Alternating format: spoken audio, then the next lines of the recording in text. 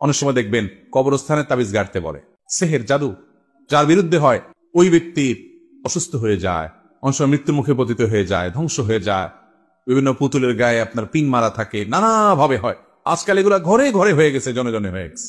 যদি আপনাকে কেউ এগুলা করে ক্ষতিগ্রস্ত না করুক, আপনি চান যে এরকম ব্ল্যাক ম্যাজিক করে জাদু করে, এমন অনেক ফ্যামিলি কথা আমরা জানি যে ফ্যামিলিতে এটা কেউ কল্পনাও করে নাই, এমন মানুষে তার বিরুদ্ধে তাবিজ করে বসে আছে, হিংসার কারণে পিছিয়ে লাগে বসে আছে, টেরও পায় নাই, খাওয়ায়া পরে সারা জীবন মানুষ করছে, উপর দিয়ে সব ঠিক আছে, তলে তলে ঠিক তার বিরুদ্ধে এই ব্ল্যাক ম্যাজিক এবং শয়তানের আশ্রয় নিয়ে জাদু করে বসে আছে, ক্ষতি করে বসে আছে। রোগ বালাই আর ভালো হয় না, মৃত্যুর দিকে চলে যাচ্ছে, ভয়ঙ্কর অবস্থা হয়ে যাচ্ছে। যদি আপনি চান যে এগুলা কোনোটাতে আমার যেন ক্ষতি না হয়, তাহলে আপনার করণীয় হলো সকাল সন্ধ্যার দোয়া জিকির গুলো কখনো ছাড়বেন না, নিয়মিত পড়বে। সকাল সন্ধ্যার সব দোয়া পড়তে না পারেন, অন্তত 3 কুল, সূরা ইখলাস, সূরা ফালাক, সূরা নাস 3বার সকালে, 3বার সন্ধ্যায় পড়েন। বিসমিল্লাহিল্লাযী লা ইয়াদুররু মা ইসমিহি শাইউন ফিল আরদি এটা পড়েন। সন্ধ্যায় আউযু বিকালিমাতিল্লাহি তাম্মাতি মিন শাররি মা খালাক 3বার এটা পড়েন। আয়াতুল কুরসিটা পড়েন।